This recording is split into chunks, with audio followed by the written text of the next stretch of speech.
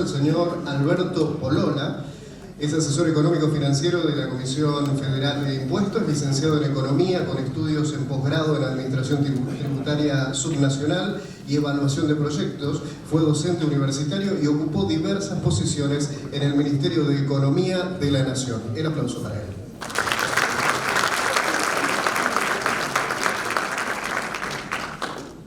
Buenos días. Antes que nada, agradecer a la gente de la provincia de Tierra del Fuego por gestionar la invitación con ASAP también, y agradecer la invitación de ASAP. Es la primera vez que la Comisión Federal de Impuestos creo que está en una reunión de la Asociación Argentina de Presupuestos. Y bueno, la idea que teníamos un poco era estar bastante relacionada con lo que estuvo comentándole el licenciado Caballero, con todos los cambios que hubo en estos últimos años, desde 2018 en adelante principalmente, y en algún punto también vamos a tocar algunas de las cuestiones que comentó Jorge respecto a las deudas que hay con la ley de coparticipación. Ahí un poco, para adelantarnos en lo que vamos a ver, los principales puntos que queríamos considerar eran los antecedentes y el marco jurídico. Acá en antecedentes vamos a ver 3 o 4 principales, sobre todo lo que fue la reforma tributaria que se implementó sobre los fines del año 2017 con la ley 27430, pero para ver esa reforma tributaria también tenemos que tener conexas varias normas que hubo o varios elementos que fueron habiendo, como fue el consenso fiscal que se dictó en el mismo año. Después sí, vamos a hablar un poco puntualmente de la reforma tributaria, nos vamos a centrar principalmente en impuestos a los combustibles, que creo que fue una pata de esta reforma que generó bastantes dudas generalmente en las provincias a través de los consejos viales provinciales, de los institutos de infraestructura, y desde el Ministerio del Interior la gran duda y consulta continua fue respecto a los fondos para el FONAVI. Ahí sí hay una cuestión puntual de que hubo varios cambios, no solamente en cómo se distribuye, sino cómo se recaudaba y cómo se iba a actualizar lo que es el impuesto en sí. Y después, bueno, algunos decretos que impactaron en los presupuestos, un poco también lo mencionó el licenciado Caballero, que tiene que ver con lo que tuvo relación al Fondo Federal Solidario y la derogación del Fondo Federal Solidario, actualidad fiscal con la parte principal de IVA, de todo lo que fue el régimen de percepciones aduaneras, que también generó impactos importantes en la recaudación sobre fines del año pasado, las perspectivas de recaudación que había para este presupuesto, para que estamos cursando este año, y cuál es la evolución que tenemos hasta el mes de abril, que es, digamos, cuando se cerró el primer cuatrimestre, y algunas consideraciones finales. Desde el punto de vista de los antecedentes, las 4 normas que más nos importan en este momento para lo que era la presentación en sí era el consenso fiscal de la 27429, la reforma tributaria, el presupuesto del año 2018 y las prórrogas de asignaciones específicas de la ley 27432. ¿Por qué mencionamos estas normas de manera conexa? Cuando nosotros leemos el consenso fiscal del año 2017, el consenso fiscal es un marco de cosas por hacer. O sea, nadie lo tiene que tomar como que el consenso fiscal era totalmente realizable si no tenía todo un contexto adicional. O sea, uno dice, el consenso fiscal decía de que iban a modificar la distribución del impuesto a las ganancias. Sí, pero el consenso fiscal no se modifica, dice, vamos a hacer tal modificación. ¿Dónde se hizo la modificación del artículo 104, que se deroga todo lo que es la distribución del artículo 104 en la ley 27432 de prórroga de asignaciones específicas? ¿Dónde se cambia la asignación específica de ANSES y el porcentaje, que en vez de ser el 70% para el Tesoro Nacional pasa a ser el 100% para ANSES? También es en la ley 27432 de asignaciones específicas. Entonces ahí es donde uno tiene que empezar a tejer esta telaraña de cómo el marco normativo o un consenso o un convenio o una ley de acuerdo, después hay que darle forma con todo un marco de sustento adicional y hay que ver cómo interrelacionarlo y cómo es que se va modificando y readecuando. Y después el presupuesto 2018, porque también había algunas cosas que salieron en esa ley de presupuesto. Los principales puntos del consenso, donde tocaba principalmente el consenso fiscal, de lo que es la parte estrictamente más tributaria a nivel tributario nacional, que es lo que nos compete a nosotros desde la Comisión Federal de Impuestos, tenía que ver en ganancias, en impuesto al cheque, el revalúo impositivo, la reforma de combustibles, el índice de Ciudad Autónoma de Buenos Aires y el Fondo Federal Solidario. El índice de Ciudad Autónoma de Buenos Aires Si se llevaba a cabo la reforma de impuesto a las ganancias y débitos y créditos, Ciudad de Buenos Aires se veía bastante favorecida en su participación, porque en lo que era NBI y excedente de ganancias no participaba, entonces había que hacer una readecuación de índice para que no tenga, digamos, una situación de favoritismo respecto al resto de las jurisdicciones, que se hizo y se bajó el índice del 3,75 al 3,50. Después, cuando vemos principalmente lo que es ganancias, impuesto al cheque, lo que decíamos recién, ganancias, se planteaba la derogación del artículo 104, que finalmente se hizo, impuesto a los débitos y créditos, se planteó que el 100% iba a ir al ANSES, y de acá surgía lo que era la compensación a provincias del punto 2A del consenso fiscal. Esta compensación era la que Paulino comentaba hace un rato, de que era lo que iba a ser una cláusula de ajuste si cumplía o no. Así que bueno, esta compensación va a ser importante.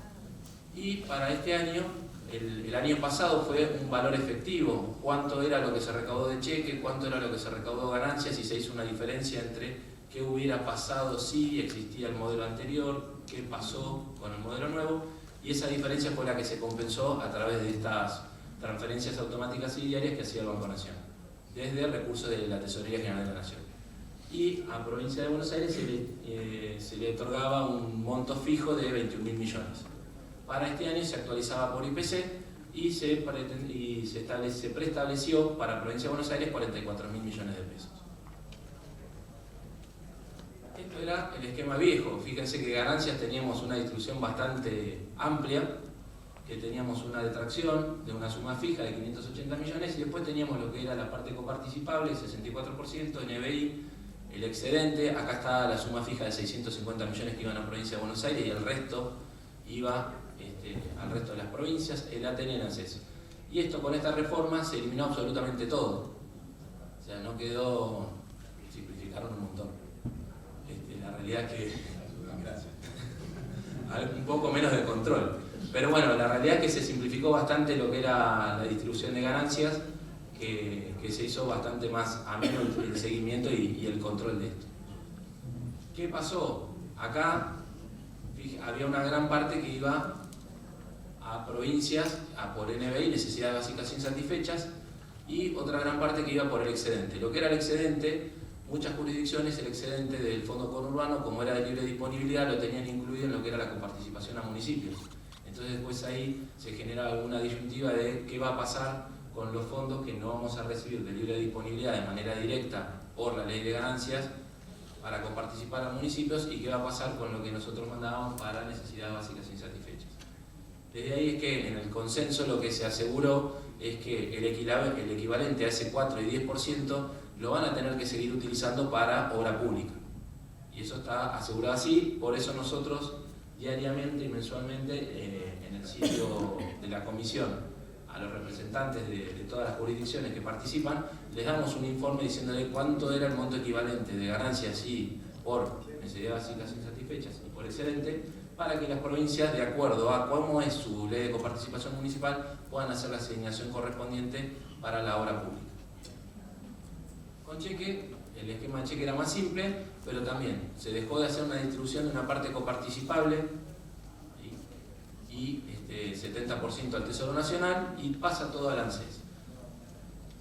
Y eso nos da, esa diferencia en el año 2018 nos dio a razón de 18.000 millones de pesos, casi 19.000 millones de pesos de compensación, que la Tesorería General de la Nación, giro automático y diario todos los días a las provincias. Y para el año, ahí no están incluidos los 21.000 millones de Provincia de Buenos Aires, y para el año 2019 se hacía el ajuste por IPC. ¿Qué pasó? En el primer trimestre el IPC no fue 34,8, que era el IPC promedio del presupuesto. Entonces se agarró el primer trimestre, que tuvimos una inflación del 49,3, 49,2, 51,3 y 53,7, 53,8 en cada uno de los meses, y se hizo el ajuste pertinente para que se haga la diferencia contra lo que se había tomado como puntapié inicial, que era el IPC promedio del presupuesto, y se empezó a ajustar a partir del 2 de mayo esas diferencias, que son cerca de 620 millones de pesos para el conjunto de jurisdicciones. Con lo cual ahí se sigue cumpliendo con lo que había instalado el consenso fiscal, de que se hiciera por el ajuste del IPC trimestral. Acá también pasó algo similar. ¿Qué hacían las provincias con esa compensación? ¿Las tenían que coparticipar a sus municipios? ¿No la tenían que coparticipar? Y se dejó a que cada jurisdicción, de acuerdo a su norma de coparticipación provincial hacia municipios, tomara la decisión que creyera conveniente. Desde el punto de vista en sí de la reforma tributaria, teníamos un gran tema. En la reforma tributaria, en la 27430, los ajustes eran por el IPIM. Imagínense que el IPIM el año pasado cerró en 73% interanual. Hubiese sido, creo, un gran problema para todos que se hubiera mantenido el IPIM. Entonces después, el año pasado, salió una modificación, la ley 27468, donde se modificó que donde era IPIM pasara a ser IPC, el índice de precios al consumidor, que era sensiblemente más bajo. Ahí se me murió el puntero.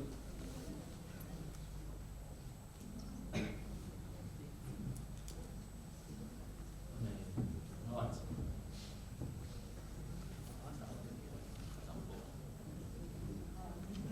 Bueno, yo les sigo contando.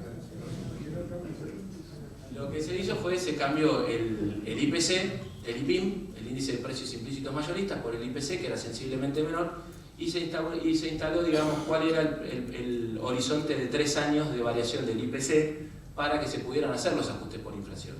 Y se estableció 55% para 2018, 30% para 2019 y 15% para 2020.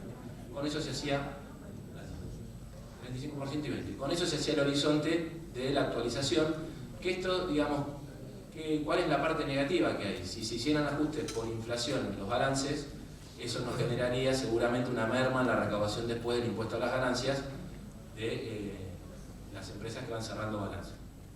En el medio también, con la reforma tributaria en ganancias, lo que se hizo fue que toda empresa que reinvierta utilidades podía ir bajando progresivamente la alícuota, que era del 35 al 30 al 25 en los años sucesivos.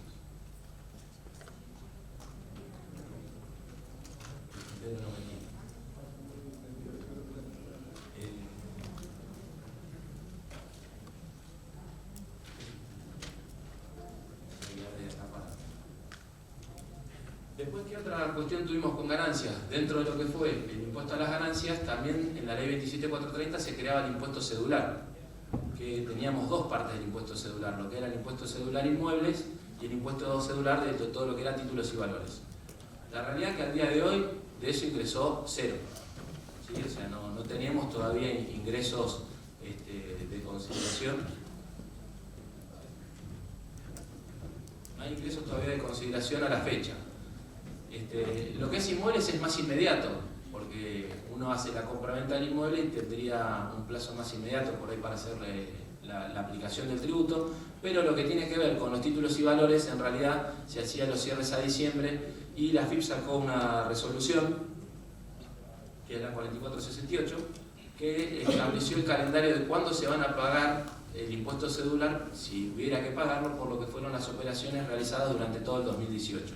Con lo cual recién en junio, sobre fines de junio, el 21 de junio vence el primer pago, porque está por número de WIC, recién ahí vamos a ver si realmente este impuesto genera o no ingresos adicionales y de qué cuantía. Después también tuvimos el revalúo impositivo. El revalúo impositivo en un principio se había hablado de, bueno, que para bienes inmuebles era el 8%, si no tienen, son bienes de cambio un 15%, acciones 5% y el resto de bienes 10% para revaluar.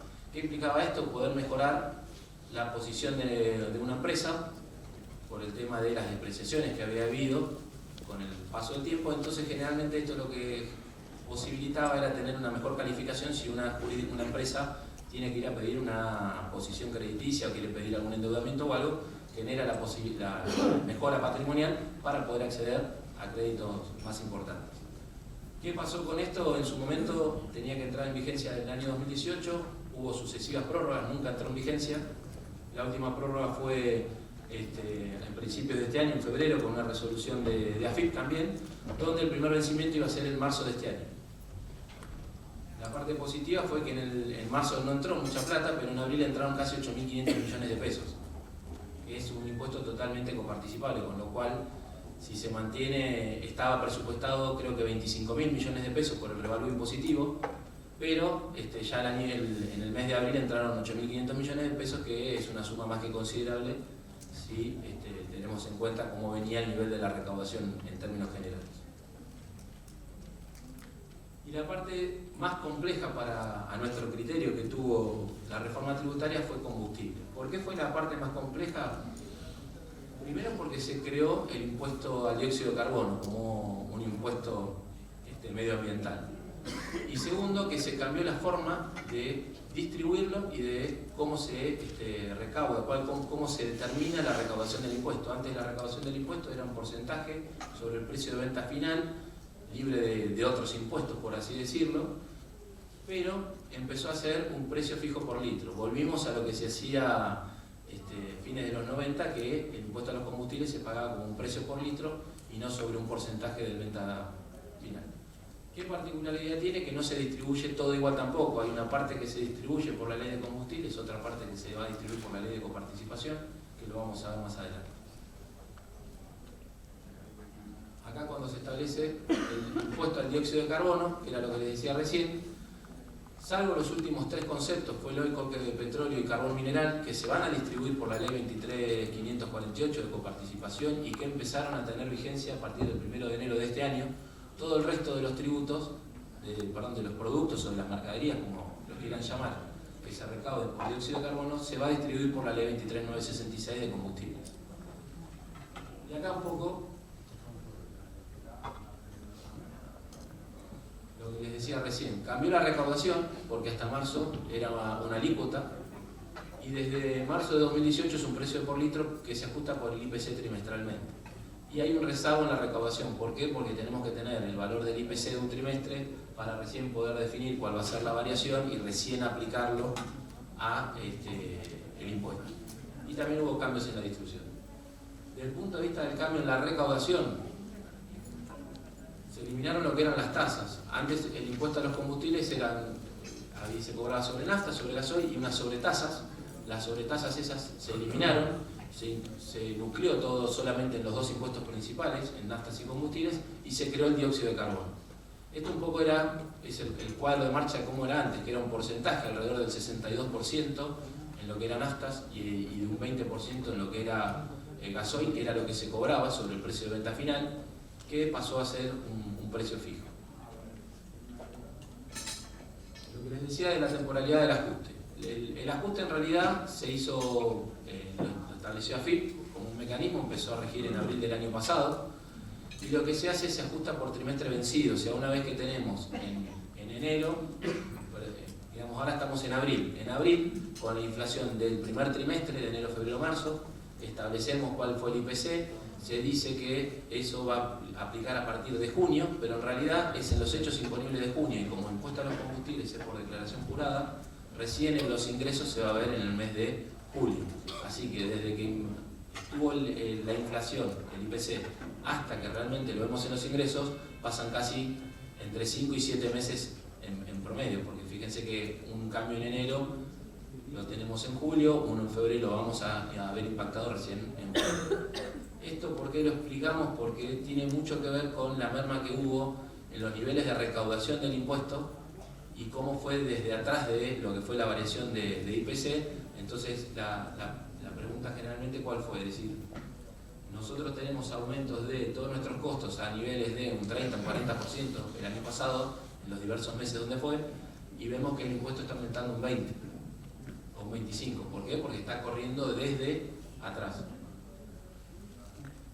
Y esto es un poco la evolución que tuvo en los precios por litro de acuerdo al IPC, ¿no? Hasta la que tenemos actualmente, que es la última actualización fue de 11.6%, que fue el IPC del cuarto trimestre del año pasado.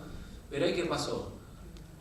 Como tuvimos la buena fortuna para las provincias hidrocarburíferas, por así decirlo, de que aumentó el tipo de cambio, aumentó el precio del barril a niveles internacionales, eso impulsa que el precio del combustible suba, pero también tenía que subir el precio de los combustibles por el aumento del IPC. Entonces, dentro de las facultades que tiene el Ejecutivo de hacer política tributaria en casos de que así lo necesite, lo que hicieron fue planchar un poco el aumento de ese 11,6% y aumentaron un 10% en marzo y el 11,6% directo sí en abril y mayo. Entonces estuvo desdoblado, por eso en abril volvieron a aumentar los combustibles un poco y de vuelta ahora en mayo. Y esto es lo que les comentaba recién. Hay tres grandes factores en el precio de combustibles. El precio del petróleo a niveles internacionales, el tipo de cambio y el impuesto. Nosotros en este momento tenemos de que 2 de los 3, en realidad 3 de 3 están aumentando, con lo cual la expectativa de que aumente la nafta o el gasoil va a ser muy baja, ¿sí? De hecho, hoy salió publicado en los periódicos de que ya está el IPC del primer trimestre de este año, que en la presentación ahora lo vamos a ver, y que nuevamente en junio van a volver a aumentar los combustibles, tanto por el contexto internacional como por el aumento del IPC. Desde el punto de vista de la distribución, teníamos un esquema bastante complejo, porque teníamos una parte de los impuestos a los combustibles que se distribuían por la ley 23.966 de una determinada forma, la parte de gasoil que iba toda al ANSES, y después teníamos la parte de las tasas que iba toda a fondos fiduciarios. Ahora, al nuclearse todo en un solo impuesto a los combustibles en general, directamente se hizo una readecuación y se distribuye todo de manera directa, ¿sí? Con lo cual también se simplificó bastante. Cuando se hizo esta readecuación a valores de presupuesto 2018, los coeficientes daban de que ningún partícipe ni perdía ni ganaba. O sea, si vemos el esquema de la izquierda o de la derecha de la pantalla y aplicamos la recaudación que se había estimado para cada uno de los 3 componentes del esquema viejo, ¿sí? Y lo sumábamos y distribuíamos por el esquema vigente a partir de marzo del año pasado, que es el que se ve a la derecha, ningún partícipe ni perdía ni ganaba. Fue un punto de inicio, ¿no? Después, con el devenir del tiempo, si hubo ganadores o perdedores, como cambia la forma de liquidar el tributo, cambia la forma de recaudarse, se nuclea porque se eliminan las tasas, es medio complejo poder decir cómo terminó siendo el día después. Y esto es un poco qué pasó con la distribución del cierre de 2018. Fíjense, los primeros 3 meses, el rojo es el real, los primeros 3 meses estuvo el real por abajo del presupuesto. Después, el real estuvo por arriba del presupuesto y sobre fin de año, de vuelta, el presupuesto estaba por arriba de lo que fueron los ingresos reales. Esto es la suma de lo que es vialidad, infraestructura y Fonavi nada más, ¿sí? Eso es solo una parte. Pero si se dio para estos 3 conceptos y la base de la recaudación es la misma y no se perdía la relación, es lo mismo para todo lo que era la distribución de combustible de todos los partícipes. Quedamos prácticamente en línea con el presupuesto del año pasado. Entonces imagínense que el presupuesto tenía una variación interanual de un 12, un 13% en combustibles, y los costos no aumentaron un 12, un 13% durante todo el 2018, de ahí la preocupación de las direcciones provinciales de vialidad y del Ministerio del Interior desde el punto de vista de Fonavi y Vivienda. A partir de junio de este año, que salió ya publicado también en el día de hoy en varios diarios, el aumento el IPC fue un 11,8% el primer trimestre, con lo cual es lo que debería aumentar el precio por litro de combustibles. Pasaríamos de el actual, que sería 10,54 en naftas, y de gasoil el actual es 6,83, a 11,80 y 7,63 el impuesto, con lo cual de mínima el impuesto va a hacer que el precio de la nafta aumente un $1.30 en el mes de junio, y en gasoil casi 70-80 centavos. ¿Qué va a pasar con el resto de las variables de acá a junio? Queda todavía 20 días, esperemos que las otras variables se porten más o menos bien, así no sigue subiendo el precio del combustible. Pero bueno, esto igualmente, más allá de la merma en cada uno de nosotros, después se traslada en distribución para la ejecución de los presupuestos de vialidad, infraestructura, Fonavi, ANSES y los fondos fiduciarios de transporte. Los decretos que impactaron era lo que había mencionado antes Paulino. Con el decreto 756 se derogó el Fondo Federal Solidario, y como se hizo antes de lo que se había, digamos, consensuado, que era enero del 2019, hubo un decreto, que es el 767, que se hizo una disminución de reintegros de IVA exportadores. Cuando uno habla del IVA, el IVA digamos, tiene 4 grandes grupos: el mercado, el directo del mercado interno, el de retenciones del mercado interno, y después tiene directo y retenciones de lo que es aduana. Y de esos 4 hay 3 que generan devoluciones a los contribuyentes: reintegro a exportadores, en lo que es el IVA aduana directo; reintegro a productores de granos, en lo que es el IVA de retenciones del mercado interno; y las devoluciones, que uno comúnmente es el que más conocemos todos, que es al IVA del mercado interno. Entonces, cualquiera de esos 3 conceptos lo que hace es una merma en el IVA neto, que es lo que realmente se distribuye. Cuando uno va a ver un presupuesto de impuestos nacionales, uno no tiene que ver nunca el IVA bruto, porque el IVA bruto sí es lo que se va a recaudar, pero lo que se va a distribuir por la ley 23.548 de coparticipación, y es sobre lo que van a recibir todas las jurisdicciones de recursos, es sobre el IVA neto. ¿Neto de qué? De estos 3 conceptos que les acabo de decir. Entonces lo que se hizo fue disminuir esos reintegros, cosa de generar un aumento en los ingresos por coparticipación. Y de ahí, de ese juego, surgió una compensación de 4.125 millones que se pagó en el último trimestre del año pasado de manera directa desde el Ministerio del Interior. El punto de actualidad fiscal, en realidad, yo tengo un problema con el puntero, no me quieren. Acá lo que nos llamaba actualidad fiscal, en realidad le pusimos para ponerle un nombre, pero lo principal acá eran las percepciones de IVA aduana. Un poco cuando hablábamos que hablaba antes Eduardo de la presión tributaria, o de qué medidas tomar cuándo o en qué momento, si son acertadas o no, lo decía por ahí Jorge. El año pasado se tomó una medida que en su momento en la comisión pensamos que no era muy acertada, y el tiempo nos dio un poco la razón. Se dictó una resolución general desde AFIP que lo que se eliminaron eran las percepciones de IVA aduana. Cuando un contribuyente genera una importación, paga el IVA aduana directo, pero a su vez la aduana le generaba una percepción de IVA, ¿sí?, a cuenta de las futuras ventas que después hiciera con las cosas móviles que importaba. Eso lo que generó fue una merma inmediata en los recursos, eliminar las percepciones. ¿Qué iba a pasar? Que después, en las declaraciones juradas de las ventas, debería entrar si la economía está totalmente formalizada. Lo que pasó con el tiempo es que no se recuperó. Entonces ahora, la semana pasada, no, la anterior, hace 15 días, salió la RG 4461, que lo que hizo fue eliminar la no percepción de IVA aduana.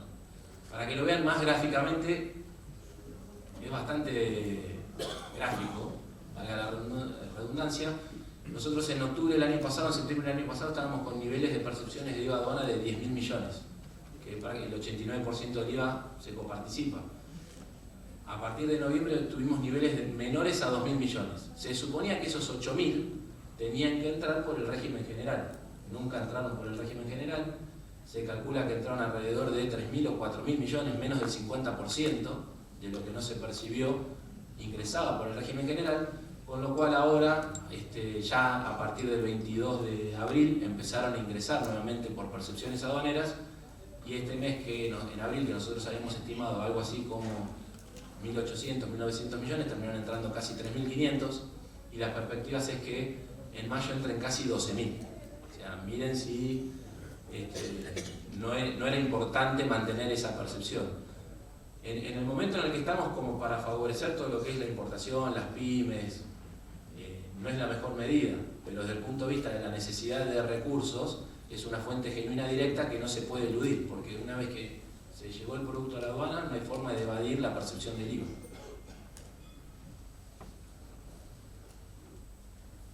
Y acá las perspectivas de la ley de presupuesto de este año. Conforme a todo lo que se venía haciendo, digamos, dentro de lo que fue impuestos internos, había una actualización también por IPC de lo que era toda la parte de automotores. Acuérdense que teníamos el impuesto interno a automotores de alta gama, y lo que se estableció un cronograma automático de actualización por IPC de los montos a partir del cual se pagaba o no el impuesto interno adicional de acuerdo al valor de los automotores. Límites a la devolución de IVA. se limitó en 15.000 millones el crédito fiscal. Esto era lo que les decía antes. Imagínense que si esto no tiene límite y todo lo que es devolución de IVA ingresa directo, el IVA bruto se nos dilapida y lo que se va a coparticipar puede llegar a ser mucho más bajo de lo que sería si no tuviéramos un tope de estos 15.000 millones de pesos, con lo cual es importante que esto esté. Y después algunas cosas que se incorporaron a la Ley Complementaria Permanente de Presupuestos que tienen que ver principalmente con todo lo que es con el consenso fiscal. El consenso fiscal en realidad establecía los límites del año 2018 y el inmediato al 2019, y ahora en la Ley de Presupuestos lo que se hizo fue incluirlo en la Complementaria Permanente de Presupuestos, con lo cual, salvo que en algún momento a través de una Ley de Presupuestos se derogue eso, la actualización por trimestre del IPC, tanto de los montos de las jurisdicciones como de los 44.000 millones de provincia de Buenos Aires, siguen para adelante sin ningún tipo de límite temporal. Y lo que a muchas jurisdicciones provinciales les llamó la atención es que esto no iba a formar parte ni la compensación de las provincias excluidas Buenos Aires, porque tenía un régimen distinto, ni la de provincia de Buenos Aires, iban a formar parte del presupuesto de gastos de Nación en 2019 y siguientes. Esto porque le generaron alguna duda a las provincias, porque dicen cómo nosotros lo registramos en nuestros presupuestos si el Estado Nacional en su presupuesto no lo está registrando. Yo solamente les comento, digamos, qué era lo que había en el presupuesto, ¿no? Pero sí, es una gran duda. ¿Cómo no lo registran unos y otros no? Lo tienen que registrar todos. Cada uno puede hacer en el registro presupuestario lo que crea de acuerdo a sus propias leyes de administración financiera. Eso será algo que yo no me voy a extender de él. Y acá un poco lo que eran las perspectivas de la recaudación. Fíjense que la recaudación de impuestos nacionales, que son los que se coparticipan y distribuyen a las jurisdicciones provinciales, el Estado Nacional, ANSES, tenían una variación de un 32%. Acá dos cosas por ahí principales. Fíjense donde dice restos de otros coparticipados, si no ubíquenlo por la de variación, la que tiene 1.392% de variación. En realidad ahí es donde en el presupuesto se incluyó los 25.000 millones del revalúo impositivo. Deberían estar en impuesto a las ganancias. ¿Por qué? Porque la AFIP de hecho lo está recaudando dentro del impuesto a las ganancias. O sea, desde el punto de vista, cuando ustedes vean un informe de recaudación de AFIP, si quieren hacer un seguimiento del revalúo fiscal, no lo van a encontrar, porque es un código de impuesto dentro de impuesto a las ganancias. Lo mismo va a pasar en su momento cuando entre en vigencia el impuesto cedular inmueble y el impuesto cedular de títulos y valores. No lo van a ver detallado, sino que va a estar dentro del impuesto a las ganancias. Con lo cual es de esperar que el impuesto a las ganancias siga teniendo unas variaciones interanuales muy importantes. En este mes ya lo tuvo por el revalúo, perdón, en abril lo tuvo por el revalúo impositivo, en mayo es de esperar que lo tenga por revalúo impositivo y la liquidación del cierre de empresas que cerraron balance en diciembre. Y a partir de junio a todo esto se le va a incorporar el tema del vencimiento de personas físicas y lo que tiene que ver con el impuesto cedular de títulos y valores. Acá un poco era, desde el punto de vista del presupuesto, cómo era la variación de la distribución entre 24 jurisdicciones, que son provincias y CABA, Tesoro Nacional, ATN y ANSES, que la variación en general era del 33%. 24 jurisdicciones que provincias y CABA, ¿por qué varía un 35% la distribución y un 75% la compensación? La distribución varía un 35% contra el 2018, principalmente, y no en línea con los impuestos, principalmente por la devolución de los 3 puntos de ANSES, para todas las jurisdicciones excepto Córdoba, San Luis y Santa Fe, que tienen el fallo y la medida cautelar en el caso de la provincia de Córdoba. Por eso la variación es superior. El año pasado teníamos una devolución de 9 puntos, este año una de 12. Y por otro lado, en lo que tiene que ver la compensación, ¿por qué no varía el 34,8%, que es lo que dice el IPC, que varía un 75%? Porque Buenos Aires aumentó más de un 100%, pasó de 21.000 millones en el presupuesto 2018 a 44.000 en el del 2019. Y evolución del primer cuatrimestre. Acá tengo al representante de Nación en la comisión a mi izquierda y tengo miedo que me rete, pero no me va a retar. Está puesto en rojo a propósito, se asusta un poco los rojos. En realidad, a nivel presupuesto, en términos consolidados del presupuesto nacional, tenemos que estamos por arriba del presupuesto en el primer cuatrimestre. ¿Qué es lo que preocupa? que salvo lo que es el impuesto a las ganancias, que tuvo una variación contra el presupuesto en el primer cuatrimestre de casi un 20%, y del impuesto al cheque, que tuvo una variación casi de un 13%, todo el resto de los tributos crecieron menos que lo que estaba presupuestado.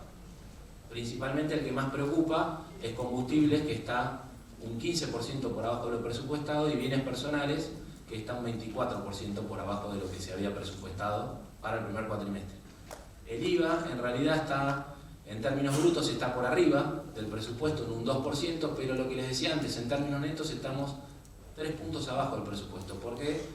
Porque lo que se devolvió, reintegró a productores de granos y a exportadores, superó lo que se había presupuestado. Entonces eso fue lo que nos invirtió el juego entre el IVA bruto y el IVA neto, pero a nosotros, para la hora de la distribución, el que nos importa es el neto, que está por abajo del presupuesto. Acá algo que me olvidé de mencionar cuando vimos las medidas presupuestarias, me voy 2 líneas para atrás.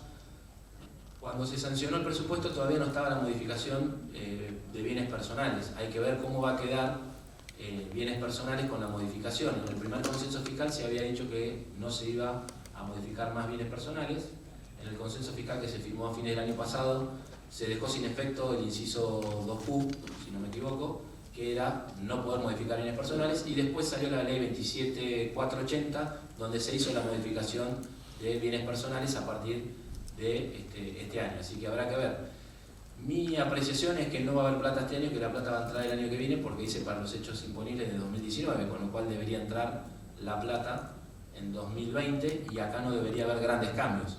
Lo que no tengo claro es qué va a pasar con los anticipos de bienes personales 2020, ¿sí? Porque uno presenta la declaración jurada ahora en junio de bienes personales, y de ahí se determina cuáles van a ser los anticipos para el ejercicio fiscal siguiente. Habrá que ver si hay alguna modificación en los aplicativos de AFIP o no, con la nueva ley de bienes personales para los anticipos o no. Eso todavía nosotros no tenemos más información. Y desde el punto de vista de la distribución, acá un poco era cómo quedó la distribución efectiva contra el presupuesto. Se habían presupuestado en conjunto entre provincias, Cava, Nación, Atenea y Seguridad Social 754.000 millones, e ingresaron efectivamente 773.000 millones. Con lo cual terminamos casi un 2,5% por arriba en términos nominales, casi 20.000 millones. Y acá lo que decíamos, lo que lo está impulsando en el caso de ANSES principalmente, que fíjense que con todo que el impuesto al cheque, que se lo lleva todo ANSES, creció un 13% respecto al presupuesto, en términos totales el ANSES queda un 3% por abajo del presupuesto. ¿Por qué? Porque lo arrastra muchísimo el tema del IVA. Que el IVA neto esté un 3% por abajo. Imagínense que el 89% del IVA se coparticipa, pero el 11% del IVA va todo a ANSES. Y eso es lo que está haciendo que ANSES no esté llegando a la pauta presupuestaria desde el punto de vista de los recursos. En el consolidado sí se llega, provincias y Cava no tienen problema, el Atenea tampoco, y el Estado Nacional tampoco. Así que consideraciones finales, para terminar, un poco es un resumen de lo que estábamos viendo. Impuesto al cheque, para lo que fue la distribución en términos generales, tenía un impacto negativo, salvo para ANSES, e impuesto a las ganancias tenía un impacto positivo para todas, pero junto con la compensación del consenso fiscal, esos 3 factores juntos se compensaron en el año 2018. ¿Qué va a pasar en el 2019? Y habrá que ver después con el correr del 2019 cómo venga la recaudación de ganancias, cómo venga la recaudación de cheque, cuál sea la variación del IPC, si realmente se van a seguir neutralizando entre los 3 o no. Combustibles para nosotros sigue siendo incierto, la verdad. Por ahora estamos casi, a marzo estábamos 20 puntos abajo del presupuesto, ahora a abril estamos 15 puntos abajo del presupuesto. ¿Qué va a pasar si toda la reforma que se hizo va a terminar siendo una mejora o no? Es una gran incertidumbre. Y el impuesto celular, el revalúo y el impuesto al dióxido de carbono son 3 tributos que los 3 son nuevos, van a generar recursos adicionales y los 3 van a impulsar la recaudación hacia arriba. Y recordando de que cedular y revalúo, los 2 van a estar atados dentro del impuesto a las ganancias. Si vieron la presentación que hizo el ingeniero Cuccioli del cierre del mes de abril, ahí hace claramente alusión por qué aumentó casi un 75% el impuesto a las ganancias en abril. Aumentó casi 75% porque entraron 8.500 millones de revalúo impositivo, que el año pasado no estaban, y el anticipo de personas físicas, que el año pasado operó en marzo, este año operó en abril, y ahí entraron casi otros 8.000 millones de pesos. Entonces tuvimos 16.500 millones de pesos en abril de este año, que el año pasado no estaban, pero ni siquiera contemplados.